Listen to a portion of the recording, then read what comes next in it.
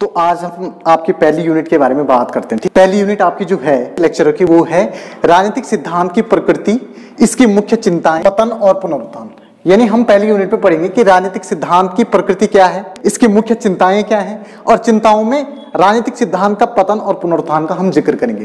तो सबसे पहले हम राजनीतिक सिद्धांत को समझने की कोशिश करेंगे भाई राजनीतिक सिद्धांत क्या है। तो राजनीतिक सिद्धांत को समझने से पहले हम पहले राजनीति क्या है इसको अलग समझेंगे और दूसरा फिर सिद्धांत क्या है उसको अलग समझेंगे और सिद्धांत और राजनीति के कंसेप्ट को अलग अलग तरीके से समझ के फिर हम राजनीतिक सिद्धांत को जोड़ करके समझने की कोशिश करेंगे कि भाई राजनीतिक सिद्धांत का मतलब क्या होता है। तो राजनीति क्या है, प्राचीन काल में राजनीति किस तरीके से थी, मध्यकाल में किस तरीके से थी, आधुनिक काल में किस तरीके से थी, इसके बारे में हम बात करेंगे। और सिद्धांत यानी थ्योरी का मतलब क्या होता है उसके अर्थ को समझ करके फिर हम राजनीतिक सिद्धांत को समझने की कोशिश करेंगे। तो पहले पे हम राजनीति क्या है उसको समझेंगे, दूसरे पे सिद्धांत किसे कहते हैं उसको समझेंगे। यानी हम पहली हेडिंग राजनीति क्या है इसको समझेंगे, दूसरे पे सिद्धांत क्या है सिद्धांत को समझने की कोशिश करेंगे और तीसरे पे हम समझेंगे राजनीतिक सिद्धांत। राजनीतिक सिद्धांत क्या है। राजनीतिक सिद्धांत को समझने के बाद फिर हम राजनीतिक सिद्धांत की प्रकृति के बारे में बात करेंगे। भाई राजनीतिक सिद्धांत की प्रकृति किस तरीके से रही है। प्रकृति का मतलब क्या होता है कि राजनीतिक सिद्धांत का हाव भाव कैसा है, राजनीतिक सिद्धांत में किन चीजों के बारे में बात की जाती है, उसका स्टाइल कैसा है। प्रकृति का मतलब स्टाइल। तो उसके बाद हम प्रकृति के बारे में बात करेंगे। तो सबसे पहले हम राजनीति क्या है इसको समझ लेते हैं। राजनीति को हम पॉलिटिक्स बोलते हैं और पॉलिटिक्स को समझने के लिए हम सबसे पहले प्राचीन, मध्य और आधुनिक काल में देखेंगे। हम देखेंगे भी प्राचीन काल में पॉलिटिक्स किसको समझा जाता था, यानी राजनीति के अंतर्गत कौन किन किन चीजों के बारे में हम बात करते थे। फिर मध्यकाल में राजनीति के बारे में किन किन चीजों के बारे में हम बात करने लगे।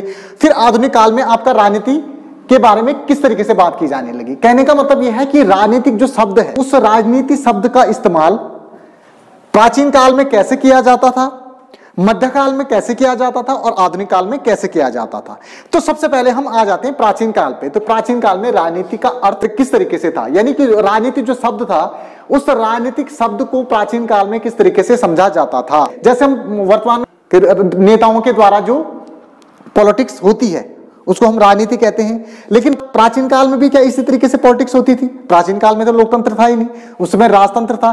तो उस समय पॉलिटिक्स हम किसे कहते थे। तो प्राचीन काल में सबसे पहले आप आ जाइए। यदि हम पॉलिटिक्स की बात करें तो पॉलिटिक्स शब्द ग्रीक भाषा के पॉलिस से लिया गया है। जैसे हम मानते हैं या हम जानते हैं कि प्रत्येक शब्द को हम कहीं ना कहीं से लेते हैं और हमने अंग्रेजी का जो पॉलिटिक्स शब्द था वो ग्रीक भाषा की पॉलिस कोई शब्द है ग्रीक भाषा का, उससे हमने पॉलिस को लिया और पॉलिस से पॉलिटिक्स कर दिया। तो यानी पॉलिटिक्स शब्द का मूल स्रोत क्या है, पॉलिस है। और पॉलिस शब्द हमने कहां से लिया है, ग्रीक भाषा से लिया है। तो ग्रीक भाषा में इस पॉलिस शब्द का अर्थ क्या होता है, ग्रीक भाषा में इस पॉलिस शब्द का अर्थ होता है नगर और राज्य। यानी प्राचीन यूनान में जो नगर और राज्य होते थे उनको पॉलिस शब्द बोलते थे। यानी पॉलिस, अभी हम पॉलिटिक्स के बारे में बात नहीं कर रहे हैं, अभी हम किस चीज के बारे में बात कर रहे हैं, अभी हम पॉलिस के बारे में बात कर रहे हैं। क्योंकि पॉलिस जो शब्द है वो ग्रीक भाषा का शब्द है और क्योंकि पॉलिटिक्स हमने पॉलिस से ही लिया है, यानी पॉलिटिक्स जो शब्द है वो किससे बना हुआ है, पॉलिस से बना हुआ है। तो सबसे पहले हम ये समझने की कोशिश करेंगे कि भाई पॉलिस जो शब्द है उसका मतलब क्या है। तो पॉलिस का मतलब क्या होता है, यूनान में, प्राचीन यूनान में पॉलिस शब्द का मतलब होता है नगर और राज्य। तो यानी जो पॉलिस जो शब्द है वो यूनान में नगर और राज्यों का सूचक होता था। यानी यूनान में नगर राज्य होते थे उनके लिए क्या बोलते थे, वो पॉलिस है। जैसे हम भारत के लिए बोलते हैं, भारत एक राज्य है ना, तो यूनान में क्या थे उस समय छोटे छोटे राज्य थे, जैसे उत्तराखंड हो गया या छोटे छोटे राज्य थे, इस तरीके से छोटे छोटे कुनबे टाइप के थे, वो राज्यों में डिवाइड किए गए थे। तो उस समय उन राज्यों को सूचित करने के लिए पॉलिस शब्द का इस्तेमाल किया जाता है। वो क्या है, जैसे हम वर्तमान में बोलते हैं कि ये राज्य है, उस समय ऐसा नहीं बोला जाता था, उस समय बोला जाता दैट इज पॉलिस, ये पॉलिस है। तो इस तरीके से उनको सिंबल करके बोला जाता था। उसके बाद हम बात करते हैं कि भाई प्राचीन काल में जब नगर राज्यों को पॉलिस के रूप में जाना जाता था तो प्राचीन काल में पॉलिटिक्स किस तरीके से थी। प्राचीन काल में इन नगर राज्यों में व्यक्तियों के द्वारा जितने भी क्रियाकलाप होते थे वो सभी क्रियाकलाप राजनीति के दायरे में आते थे, चाहे वो सामाजिक हो, चाहे वो आर्थिक हो, चाहे वो राजनीतिक हो। तो कुल मिलाकर के प्राचीन जो यूनानी छोटे नगर राज्य थे उन छोटे नगर राज्यों में व्यक्तियों के द्वारा जो भी काम होते थे वो सभी काम पॉलिटिक्स के दायरे में आते थे। तो कुल मिलाकर के प्राचीन काल में पॉलिटिक्स को ब्रॉडर टर्म में समझा जाता था। उसके साथ ही साथ अगर हम पॉलिटिक्स शब्द की बात करें तो प्राचीन काल में अरस्तु वो पहले विचारक थे जिन्होंने पॉलिटिक्स शब्द का इस्तेमाल किया, और पॉलिटिक्स शब्द का इस्तेमाल करने का श्रेय सबसे पहले किसको दिया जाता है? अरस्तु को दिया जाता है। अरस्तु ने पॉलिटिक्स शब्द का इस्तेमाल राज्य के लिए किया, और अरस्तु ने बोला कि राज्य सदजीवन की सिद्धि के लिए बनाया गया है। सदजीवन का मतलब कि लोगों की भलाई के लिए राज्य का अस्तित्व बना है, और राज्य लोगों की भलाई के लिए जो भी काम करेगा वो सभी काम राजनीति के दायरे के अंतर्गत आएंगे। तो कुल मिलाकर के हमने प्राचीन काल में क्या देखा? पॉलिटिक्स किसे कहते हैं? प्राचीन काल में पॉलिटिक्स व्यक्तियों के द्वारा जो भी सभी क्रियाकलाप किए जाते हैं वो सभी काम को हम पॉलिटिक्स के नाम से जानते हैं। अब आ जाते हैं मध्यकाल पे। जैसे हमने जिक्र किया कि भाई प्राचीन काल में हम आए, तो प्राचीन काल में हमने देखा कि भाई प्राचीन काल में इस तरीके का सिनेरियो था। लेकिन प्राचीन काल की समय अवधि हम कहां से कहां तक मानते हैं? 800 ईसा पूर्व से 476 ईस्वी जब रोमन साम्राज्य का पतन होता है तब प्राचीन काल खत्म होता है। तो 800 ईसा पूर्व से 476 ईस्वी को प्राचीन काल के नाम से जानते हैं। वही मध्यकाल कहां से स्टार्ट होता है? 476 ईस्वी से 15वीं शताब्दी तक, और आधुनिक काल 15वीं शताब्दी से वर्तमान तक के काल को हम आधुनिक काल के रूप में जानते हैं। ठीक है, ये समझ में आ गया। तो हमने प्राचीन काल में पॉलिटिक्स का अर्थ समझा। अब मध्यकाल में आ जाते हैं। तो अब मध्यकाल में पॉलिटिक्स के अर्थ को समझने के लिए मध्यकाल में हम सबसे पहले जिक्र कर लेते हैं कि मध्यकाल में परिस्थितियां किस तरीके से थी। तो मध्यकाल में पॉलिटिक्स किस तरीके से थी? तो मध्यकाल में पॉलिटिक्स को समझने के लिए हमें सबसे पहले उसका जो मध्यकाल में जो इन्वायरमेंट था, उस समय की जो परिस्थितियां थी उसको समझना जरूरी है। क्योंकि हमें अगर मध्यकाल की परिस्थितियां समझ में होंगी तो हम नॉर्मली अनुमान लगा सकते हैं कि मध्यकाल में इस तरीके का कंसेप्ट था। क्योंकि ये परिस्थितियां अगर आप एक बार समझ लोगे तो बार बार आपको क्या होगा, आप हर किसी टॉपिक में जज कर पाओगे कि मध्यकाल में ऐसा था। तो इसलिए ये मध्यकाल की परिस्थितियां आपको समझनी जरूरी है।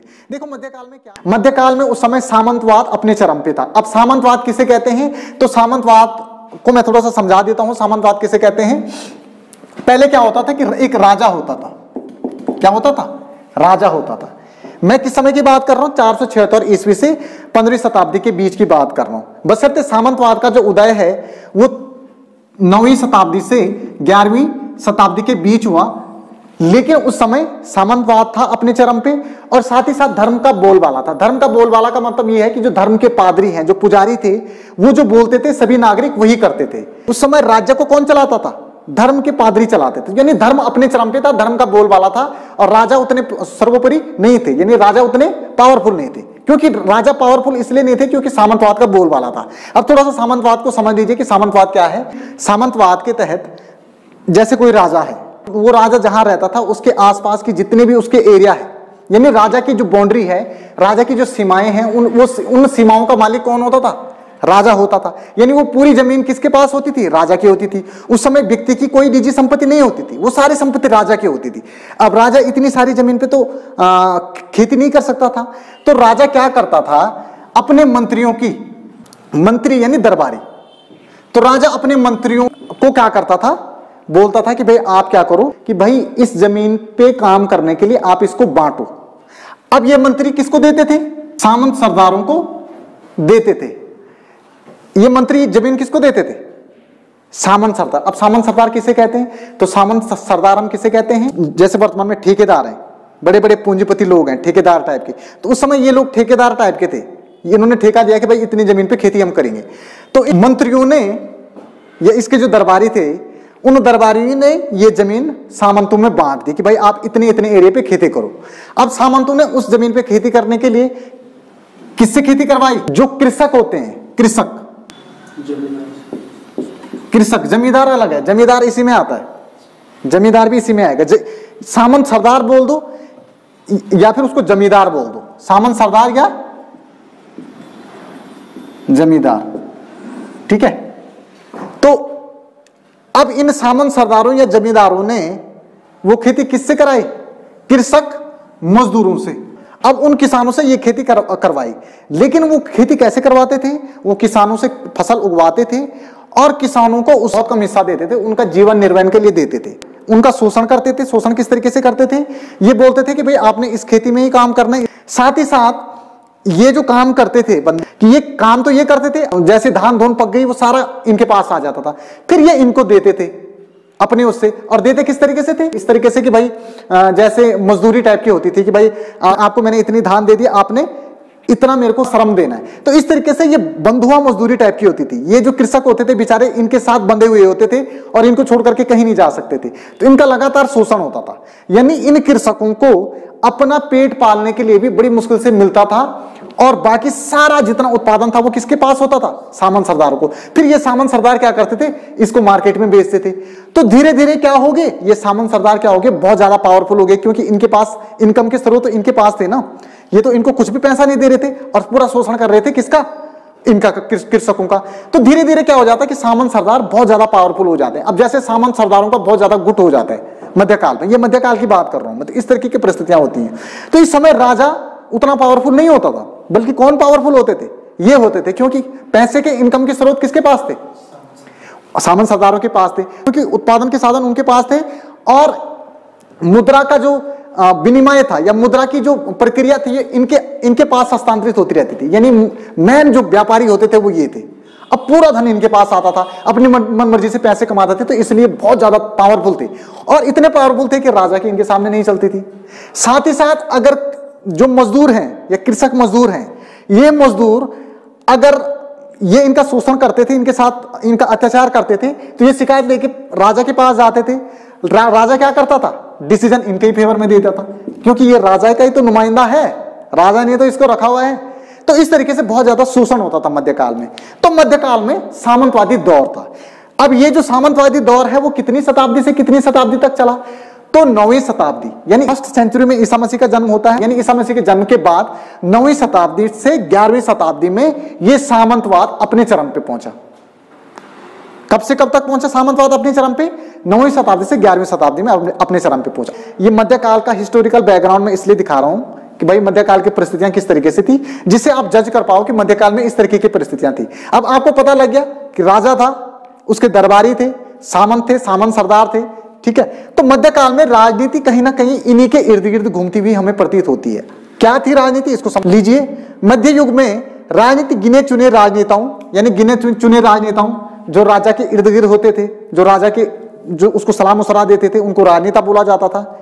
दरबारियों, जो उसके दरबारी होते थे, जो उसकी मेन एडवाइजरी बॉडी होती थी। साथ ही साथ सामंत सरदारों। अब सामंत सरदार आपको समझ में आ गया होगा कि मैं किसकी बात कर रहा हूं। सामंत सरदार, वो सामंत सरदार। और सेनापतियों मतलब जो युद्ध, राजा के लिए जो युद्ध करते थे, दूसरे क्षेत्र को जीतते थे, वो सेनापति भी क्या होते थे? ज्यादा पावरफुल होते थे। और वो सेनापति नवाब, कुछ नवाब होते थे, रईस होते थे, महंत और मठाधीश होते थे। मठाधीश मतलब कि जैसे एक तरफ तो मैंने बोला कि सामंतवाद का दौर था, दूसरी तरफ धर्म का बोलबाला था। धर्म का बोलबाला मतलब राजा किसकी आज्ञा मानेगा? पुजारी की। अब पुजारी को उस समय क्या बोलते थे?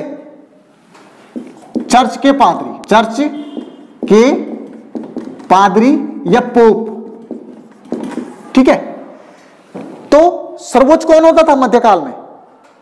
पोप। पोप क्या होता था? धर्म का प्रतिनिधित्व करता था पोप। तो यानी जो मंदिरों में जो पुजारी हैं, राजा भी उन्हीं का कहना मानता था मध्य युग में। यानी धर्म के पुजारी जो बोलेंगे वही होगा।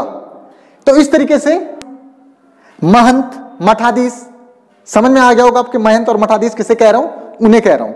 तो इस तरीके से मध्य युग में कौन कौन लोग, किन किन लोगों के पास शक्ति थी? पोप के पास सत्ता थी, राजा के पास थी, साथ ही साथ दरबारी मंत्रियों और जमींदार सामंतों के पास भी। तो इस तरीके से मध्य युग में राजनीति जो गिने चुने राजनेता होते थे, दरबारी होते थे, सामंत सरदार होते थे, सेनापति होते थे, नवाब होते थे, रईस होते थे, महंत और मठाधीश होते थे, उन सभी के क्रियाकलापों को राजनीति के दायरे में रखा जाता था। अब आपको समझ में आ गया होगा कि क्यों रखा जाता था, क्योंकि उनके पास सत्ता थी, उनके पास कुछ ना कुछ पावर थी। तो इस तरीके से जहां प्राचीन काल में राजनीति सभी व्यक्तियों के क्रियाकलापों के बारे में बात करती थी, या राजनीति का संदर्भ व्यक्ति के सभी क्रियाकलापों से संबंधित होता था, वहीं मध्य काल में व्यक्ति के सभी क्रियाकलापों से हट करके कुछ लोगों तक आकर के राजनीति सिमट जाती है।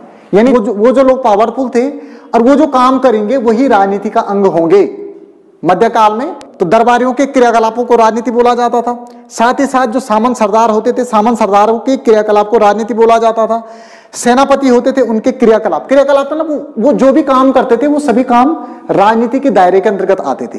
तो अब आपको नॉर्मली बेसिक डिफरेंस समझ में आ गया होगा कि प्राचीन काल में राजनीति समाज में व्यक्तियों के सभी सामाजिक संबंध या व्यक्ति के सभी क्रियाकलापों को राजनीति के दायरे में रखा जाता था। वहीं मध्यकाल में व्यक्ति के सभी क्रियाकलापों को सम्मिलित न करके बल्कि कुछ लोगों के ही क्रियाकलाप, जिन लोगों के पास पावर थी या जो एलीट वर्ग में थे। अब एलीट वर्ग किसे कहते हैं हम? एलीट वर्ग उन्हें कहते हैं जिनके पास सत्ता है, जो ज्यादा पावरफुल है। एलीट मतलब अभिजात वर्ग। आप आगे भी पॉलिटिकल साइंस में बहुत ज्यादा पढ़ोगे कि अभिजात, एलीट, तो इन सभी को एलीट वर्ग बोला जाता है। एलीट मतलब अभिजात वर्ग। अभिजात मतलब घर में दादाजी होते हैं ना, दादाजी होते हैं ना, जब दादाजी होते हैं तो पापा का हुक्म नहीं चलता है, और जब पापा होते हैं तो फिर हमारा हुक्म नहीं चलता है। तो कहना किसका मानते हैं घर में? दादाजी का मानते हैं या फिर पापा का मानते हैं। तो दादाजी क्या हो गए? एलीट हो गए, बुजुर्ग हो गए, सर्वोच्च हो गए। तो उस समय सर्वोच्च कौन थे? ये लोग थे। पोप थे, राजा थे, दरबारी थे या मंत्री थे, सामंत सरदार थे, इस तरीके से थे। और साथ ही साथ जो जनसाधारण, अब जनसाधारण की श्रेणी में कौन लोग आते थे? जनसाधारण की श्रेणी में कृषक, मजदूर। तो इन लोगों के पास सत्ता नहीं थी, इसलिए ये लोग जो भी काम करते थे वो राजनीति के क्रियाकलापों में नहीं आता था। तो इस तरीके से मध्य युग में राजनीति को इस तरीके से हम लोग समझते हैं। अब आ जाते हैं हम आधुनिक काल में। तो आधुनिक काल में जो हम आधुनिक काल को 15वीं शताब्दी से वर्तमान तक मान रहे हैं, अब आधुनिक काल में क्या होता है कि आधुनिक युग में आते आते राजनीतिक मानव जीवन की समस्त गतिविधियों से सिमट करके सार्वजनिक नीति निर्माण के बारे में की जाने लगी। यानी कहने का मतलब यह है कि अब आधुनिक काल में इन लोगों की क्रियाकलापों से हटकर भी राजनीति मानव जीवन की समस्त गतिविधियों से सिमट करके, पहले तो हम जो काम कर रहे थे वो सारा राजनीति का पार्ट थी, लेकिन आधुनिक काल में आते आते उन सभी क्रियाकलापों को राजनीति के दायरे से हटा करके सिर्फ उन्हीं क्रियाकलापों को राजनीति के दायरे में रखा गया जिन क्रियाकलापों में सार्वजनिक नीति निर्माण की बात की जाने लगी। यानी सभी लोगों के लिए जो कानून बनाए जा रहे हैं या सभी लोगों के लिए जो कानून बनाने वाली संस्था है, उस कानून बनाने वाली संस्था को ही राजनीति के दायरे में रखा गया। अब आप समझ गए होंगे कि यहाँ सारे लोगों को राजनीति के क्रियाकलापों में सम्मिलित किया जा रहा था, यहाँ कुछ लोगों को ही। अब यहाँ इन लोगों को हटा करके भी जो सभी लोगों के लिए नीति और नियम बनाने वाली जो संस्था है, जो कानून बना रही है, उस कानून बनाने वाली संस्था को ही राजनीति के दायरे में रखा गया। यानी कानून बनाने वाली जो संस्था थी उसके क्रियाकलापों को ही राजनीति के दायरे में रखा गया। उसके साथ साथ धीरे धीरे राजनीतिक शब्द का प्रयोग राजनीतिक संस्थाओं जैसे सरकार, विधानमंडल अथवा सार्वजनिक नीति का प्रतिनिधित्व करता है। कहने का मतलब यह है कि हमने पहले बोला कि आधुनिक युग में राजनीति का प्रयोग किसके लिए किया जाने लगा? जो नीति निर्माण कर रहा है। अब नीति निर्माण अभी कौन कर रहा है वर्तमान में? हमारी विधायिका मतलब संसद। संसद की जो बॉडी है उस बॉडी को ही आधुनिक काल में क्या माना गया? राजनीति के दायरे में रखा गया। साथ ही साथ इसके साथ साथ आधुनिक काल में राजनीति का जो प्रयोग है वो राजनीतिक संस्थाओं के लिए किया जाने लगा। अब राजनीतिक संस्था का मतलब क्या है? राजनीतिक संस्था का मतलब यह है कि कोई भी देश किससे चलता है? राजनीतिक संस्थाओं से चलता है। राजनीतिक संस्था में क्या है? पहले तो सार्वजनिक नीति निर्माण, ये एक संस्था है। सार्वजनिक नीति निर्माण का मतलब है कि नीति बनाने वाली एक संस्था है, कानून बनाने वाली एक संस्था है, कानून का पालन करवाने वाली दूसरी संस्था है, और कानून का पालन ना करने पर उसको दंड देने वाली तीसरी संस्था है। तो पहले तो सिर्फ और सिर्फ राजनीति का प्रयोग जो कानून बनाने वाली संस्था थी उसी के बारे में किया जा रहा था, लेकिन फिर धीरे धीरे उससे आगे भी लोग बढ़े। फिर राजनीति का क्षेत्र और क्या हो गया? विस्तृत हो गया, और सिर्फ नीति निर्माण की संस्थाओं से हट करके बल्कि राजनीतिक संस्थाओं को राजनीति के दायरे में रखा गया। अब राजनीतिक संस्थाओं में कौन कौन सी आ जाती हैं? कार्यपालिका, विधायिका और न्यायपालिका। तो राजनीतिक संस्था में नीति निर्माण वाली संस्था का भी हम जिक्र कर रहे हैं, और नीति को लागू कराने वाली संस्था के बारे में भी जिक्र कर रहे हैं, और जो कानून बनाए गए हैं उन कानूनों का अगर कोई उल्लंघन करता है तो उस उल्लंघन के रूप में दंड देने वाली संस्था के बारे में भी हम बात कर रहे हैं। तो इतना समझ में आ गया। तो कुल मिलाकर के अब वर्तमान में राजनीति का क्षेत्र क्या हो गया? राजनीति का प्रयोग राजनीतिक संस्थाओं के लिए किया जाने लगा। राजनीतिक संस्थाओं में जैसे हम जिक्र करते हैं, सरकार का जिक्र करते हैं, विधानमंडल मतलब कानून बनाने वाली संस्था, जैसे संसद। भारत में कानून कौन बनाता है? संसद बनाती है। तो संसद को हम क्या बोलते हैं? विधानमंडल बोलते हैं। तो सरकार, विधानमंडल, संस्थाएं। इतना समझ में आ गया। तो कहने का मतलब अब वर्तमान काल में राजनीति का जो प्रयोग है किस संदर्भ में किया जा रहा है? राजनीतिक संस्थाओं के संदर्भ में। तो कुल मिलाकर के कार्यपालिका, विधायिका और न्यायपालिका जो भी क्रियाकलाप कर रही है वो क्रियाकलाप सभी राजनीति के दायरे में आते हैं। इतना समझ में आ गया। अब ये तो है आधुनिक काल में राजनीति का स्वरूप इस तरीके से रहा, लेकिन कुछ विचारक इससे सहमत नहीं है। कुछ विचारक बोलते हैं कि इसके अलग भी राजनीति है। तो इसके संदर्भ में जो कुछ विचारक अपने और दृष्टिकोण प्रस्तुत करते हैं, उसमें हम मुख्यतः दो दृष्टिकोणों का जिक्र करते हैं। इसके अलावा कुछ विचारक बोलते हैं कि इसके अलावा भी राजनीति हो सकती है या इसके अलावा भी राजनीति है। तो इसके अलावा राजनीति के संदर्भ में दो दृष्टिकोण आते हैं। दो दृष्टिकोण मतलब दो प्रकार के विचार हमारे सामने आते हैं। पहला विचार, कुछ विचारक बोलते हैं कि राजनीति से तात्पर्य विशेष प्रकार की सत्ता के प्रयोग से है। अब यानी कुछ विचारक बोलते हैं कि राजनीति से तात्पर्य विशेष प्रकार की सत्ता के प्रयोग से है। राजनीति का तात्पर्य क्या है कि जब हम किसी विशेष प्रकार की सत्ता का इस्तेमाल कर रहे हैं, तो यानी हमारे वो पावर को इस्तेमाल करने की प्रक्रिया क्या है, राजनीति है। कुछ बोलते हैं कि इस तरीके से ये इसको राजनीति माना जाना चाहिए। और इस प्रकार का जो विचार देने वाले विचारक कौन है, मैक्स वेबर और हेरोल्ड लासवेल। मैक्स वेबर को नौकरशाही सिद्धांत का प्रतिनिधित्व भी माना जाता है। मतलब मैक्स वेबर ने नौकरशाही सिद्धांत के बारे में काफी खुलकर के बात की है। तो मैक्स वेबर नौकरशाही सिद्धांत का समर्थन करते हैं इस तरीके से। तो मैक्स वेबर बोलते हैं कि जब उच्च अधिकारी निम्न अधिकारी को क्या करता है, आज्ञा देता है, और निम्न अधिकारी उसकी आज्ञा का पालन करता है, तो उच्च अधिकारी क्या कर रहा है, अपनी सत्ता का प्रयोग कर रहा है। किस पे कर रहा है, निम्न अधिकारी पे कर रहा है। तो इस तरीके से उच्च अधिकारी और निम्न अधिकारी के ये क्रियाकलाप राजनीति का पार्ट है। हमने दृष्टिकोणों की बात की ना, तो हमने कहा कि दो दृष्टिकोण हैं। पहला दृष्टिकोण क्या है, राजनीति से तात्पर्य विशेष प्रकार की सत्ता के प्रयोग से है। अब ये दृष्टिकोण कौन दे रहे हैं, दो विचारक दे रहे हैं, मैक्स वेबर और हेरोल्ड लासवेल। तो मैक्स वेबर किस तरीके से बोल रहे हैं, मैक्स वेबर बोल रहे हैं कि जब उच्च अधिकारी निम्न अधिकारी को क्या करता है, ऑर्डर देता है, निम्न अधिकारी उसका कहना मानता है, तो उच्च अधिकारी सत्ता का प्रयोग कर रहा है ना, और किस पे कर रहा है, निम्न अधिकारी पे कर रहा है। तो इन दोनों की जो क्रियाकलाप हैं वो राजनीति का पार्ट है। वही लासवेल बोल रहे हैं कि शक्ति और सत्ता के प्रयोग करने की क्षमता क्या है, राजनीति है। लासवेल क्या बोलते हैं कि जो हमारे पास शक्ति है और जो हमारे पास सत्ता है, उसके प्रयोग अगर उसका हम प्रयोग अगर कर रहे हैं तो वो राजनीति है। तो सेम वही वाली बात होगी जो मैक्स वेबर बोल रहा है। उच्च अधिकारी सत्ता पे बैठा हुआ है और उसके बाद पावर भी है, और वो उसका प्रयोग कर रहा है, निम्न अधिकारी को ऑर्डर दे रहा है कि नहीं दे रहा। तो यानी राजनीति क्या है, सत्ता के प्रयोग करने की क्षमता है। तो ऐसा कौन मान रहे हैं, ये दोनों विचारक मान रहे हैं।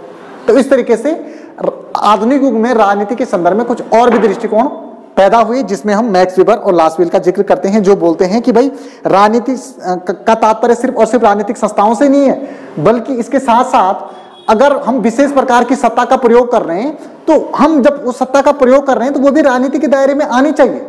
इसके बाद जो दूसरा दृष्टिकोण आधुनिक काल में जो पनपता है राजनीति को लेकर के, वो क्या है, राजनीति का सरोकार संघर्ष और उसके समाधान से है। पहला दृष्टिकोण तो यह है कि राजनीति से तात्पर्य विशेष प्रकार की सत्ता के प्रयोग से है, जिसमें हमने इन दोनों का जिक्र किया। लेकिन दूसरा दृष्टिकोण क्या है, दूसरे दृष्टिकोण वाले विचारक बोल रहे हैं कि यही राजनीति का पार्ट नहीं है, बल्कि जब दो व्यक्ति आपस में क्या कर रहे हैं, उनमें लड़ाई झगड़ा हो रहा है, और लड़ाई झगड़ा होने के बाद कोई तीसरा व्यक्ति क्या कर रहा है, उनको शांत कर रहा है, तो इन तीन व्यक्तियों के बीच जो वार्तालाप हो रहा है वो राजनीति का पार्ट है। अब ऐसा कौन बोल रहे हैं, ऐसा बोलने वाले विचारक कौन कौन से हैं, मिलर हैं, वासवी हैं और एलन बाल है। मिलर, वासवी और एलन बाल कहते हैं कि राजनीति का मतलब क्या है, जब दो व्यक्तियों के बीच संघर्ष हो रहा है तो उस संघर्ष का समाधान जो व्यक्ति कर रहा है, और समाधान करने के बाद इन तीन व्यक्तियों के बीच जो क्रियाकलाप हो रही है वो क्रियाकलाप राजनीति के अंतर्गत आती हैं। तो इस तरीके से राजनीति के संदर्भ में तमाम प्रकार की दृष्टिकोण, इस प्रकार के दृष्टिकोण हमें देखने को मिलते हैं। तो इस तरीके से ये राजनीति का स्वरूप हमने देखा प्राचीन, मध्य और आधुनिक काल में। अब हमने राजनीति क्या है इसको समझा, अब हम सिद्धांत क्या है इसको समझने का प्रयत्न करेंगे। तो सिद्धांत यानी थ्योरी। तो जो थ्योरी शब्द है वो भी ग्रीक भाषा से लिया गया शब्द है, और ग्रीक भाषा में थ्योरी के दो अर्थ होते हैं। यानी ग्रीक भाषा में थ्योरी दो शब्दों से मिलकर के बनता है, नंबर एक थ्योरिया और नंबर दूसरा थ्योरमा। तो थ्योरिया और थ्योरमा से, दोनों शब्दों से मिलकर के थ्योरी बनता है। तो सबसे पहले हम थ्योरिया को समझ लेते हैं कि थ्योरिया क्या है। तो थ्योरिया किसे कहते हैं, इसको समझ लीजिए। थ्योरिया का मतलब आसपास घटित होने वाली घटनाओं को समझने की दृष्टि जिससे सैद्धांतिकरण होता है। कहने का मतलब थ्योरिया का मतलब यह है कि जब हमारे आसपास जो चीजें घटित हो रही हैं तो उन चीजों के घटित होने के परिणाम स्वरूप हम जो उन चीजों के बारे में एक अनुमान लगाते हैं, तो वो किसके अंतर्गत आता है, थ्योरिया के अंतर्गत आता है। कहने का मतलब यहां पे ये है कि सपोज कोई बंदा आया और हमने उस बंदे को अपनी दृष्टि से देखा, उसको जज किया। हमारे जो समझने की दृष्टि थी, उस समझने की दृष्टि से हमने उस बंदे के बारे में क्या किया, एक जजमेंट किया। और जजमेंट करने के बाद हम अपनी दृष्टि से हमने क्या किया, उस बंदे के संदर्भ में एक कंक्लूजन निकाला, एक निष्कर्ष निकाला, यार ये इस टाइप का बंदा है। तो यानी जो निष्कर्ष हमने निकाला वो क्या, सिद्धांतीकरण हो गया ना, उसका सैद्धांतीकरण हो गया। सैद्धांतीकरण हो गया का मतलब ये है कि वो बंदा दिखेगा तो हम उस बंदे के बारे में ऐसा बोलेंगे, ये इस टाइप का बंदा है यार। अब ये इस टाइप का बंदा है का मतलब क्या है, हमने ये कैसे पता लगाया, अपने समझने की दृष्टि से। और अपने समझने की दृष्टि से हमने क्या कर दिया, उसके बारे में एक कंक्लूजन बना दिया, एक निष्कर्ष बना दिया, ऐसा बंदा है। तो वो कंक्लूजन हमारा सैद्धांतीकरण है, ठीक है। वो हमारा जो हमने उसके बारे में जो चीज बनाई वो सैद्धांतीकरण है। अब ये तो रहा थ्योरिया। तो थ्योरिया के अंतर्गत इतनी चीजें होती हैं। जब इस प्रकार से चीजें हो रही होती हैं तो ये थ्योरिया के अंतर्गत आता है। लेकिन जब हम ये सैद्धांतीकरण उस बंदे के बारे में करते हैं और सैद्धांतीकरण करने के परिणाम स्वरूप हम जो निष्कर्ष निकालते हैं, हमने उसके बारे में सिद्धांत तो बना दिए ऐसा ऐसा है, लेकिन उस सिद्धांत को हम टेस्ट भी करेंगे ना, उसको हम जज करेंगे कि वाकई में जो हमने बनाया है वो सही है कि नहीं है। वो जज करने के बाद जो लास्ट में जो परिणाम निकलेगा उस बंदे के बारे में एक्यूरेट धारणा होगी, वो बनेगी। तो वो एक्यूरेट धारणा जो उस बंदे के बारे में उसके बाद बनेगी वो हमारा सिद्धांत कहलाएगा, ये बंदा अब इस टाइप का है। तो कहने का मतलब ये है कि थ्योरिया के अंतर्गत हमने देखा कि कोई बंदा आया और उस बंदे को हमने क्या किया, अपनी दृष्टि से पहचाना और उसके बारे में एक सैद्धांतीकरण बनाया। सैद्धांतीकरण इस टाइप का बंदा है। फिर हमने क्या किया, सैद्धांतीकरण के बाद हमने क्या किया कि जो हमने उस बंदे के बारे में जो चीजें बनाई थी उन चीजों को हमने क्या किया, निष्कर्ष में कन्वर्ट किया, उनकी जांच पड़ताल की। और जांच पड़ताल करने के बाद हमने उसको निष्कर्ष में कन्वर्ट किया। तो अब जो हमने निष्कर्ष निकाला है वो क्या हो गया, सिद्धांत हो गया। यहां आधी अधूरी प्रक्रिया हो रही है, इस वाले फेज में ये पूरी प्रक्रिया हो रही है।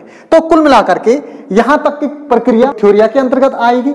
और यहां से आगे की जो प्रक्रिया है, जो लास्ट हम जो जजमेंट करके जो धारणाएं हमने बनाई हैं, उन धारणाओं को परख करके जो हम लास्ट में जो निष्कर्ष निकालेंगे उस व्यक्ति के बारे में, वो प्रक्रिया किसके अंतर्गत आएगी, थ्योरमा के अंतर्गत आएगी। तो कुल मिलाकर के इन दोनों प्रक्रियाओं को मिलकर के क्या बनता है, हमारा थ्योरी बनता है। अब इसका मतलब क्या है, अर्थात किसी उद्देश्य की पूर्ति के लिए जिन अवधारणाओं, मानकों और आम समझ के प्रयोग से कोई औचित्यपूर्ण निष्कर्ष प्राप्त किया जाता है उसको हम क्या कहते हैं, सिद्धांत कहते हैं। कहने का मतलब यह है कि जब हम क्या करते हैं, किसी खास उद्देश्य की पूर्ति के लिए जो हमारे मानक हैं, जो हमारी अवधारणाएं, अवधारणा मतलब जो हमारी अपनी समझ है, तो उन समझ के आधार पर हम जो निष्कर्ष निकालते हैं किसी चीज के बारे में, वो निष्कर्ष हमारे सिद्धांत कहलाए जाते हैं।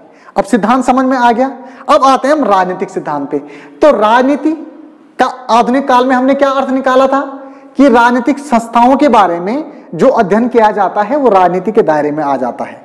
अब सिद्धांत क्या है, सिद्धांत के तहत हमने देखा कि किसी खास उद्देश्य की पूर्ति के लिए हम जो अपनी समझ या अपनी दृष्टि के इस्तेमाल से, या अपनी दृष्टि या आम समझ या धारणा के इस्तेमाल से हम जो क्या कर रहे हैं, जो निष्कर्ष किसी चीज के बारे में निकाल रहे हैं, वो निष्कर्ष क्या है, सिद्धांत है। तो अब राजनीतिक सिद्धांत क्या है, राजनीतिक संस्थाओं और राजनीतिक प्रक्रियाओं के संदर्भ में जब हम अपनी दृष्टि, अपनी मान्यताओं और अवधारणाओं की समझ से कोई खास औचित्यपूर्ण निष्कर्ष जो निकालते हैं, वो औचित्यपूर्ण निष्कर्ष राजनीतिक सिद्धांत के दायरे में आते हैं। अब वो औचित्यपूर्ण निष्कर्ष हम किसके बारे में निकाल रहे हैं, राजनीतिक संस्थाओं के बारे में निकाल रहे हैं, राजनीतिक प्रक्रियाओं के बारे में निकाल रहे हैं। और किसके माध्यम से निकाल रहे हैं, अपनी इस दृष्टि के माध्यम से, अपनी आम समझ के माध्यम से और अपनी मान्यताओं के अनुसार से। तो यानी मान्यताओं, दृष्टि और अवधारणाओं के आधार पर राजनीतिक संस्थाओं और राजनीतिक प्रक्रियाओं के बारे में हम जो निष्कर्ष प्राप्त करते हैं वो निष्कर्ष हमारे राजनीतिक सिद्धांत के दायरे में आते हैं। ठीक है।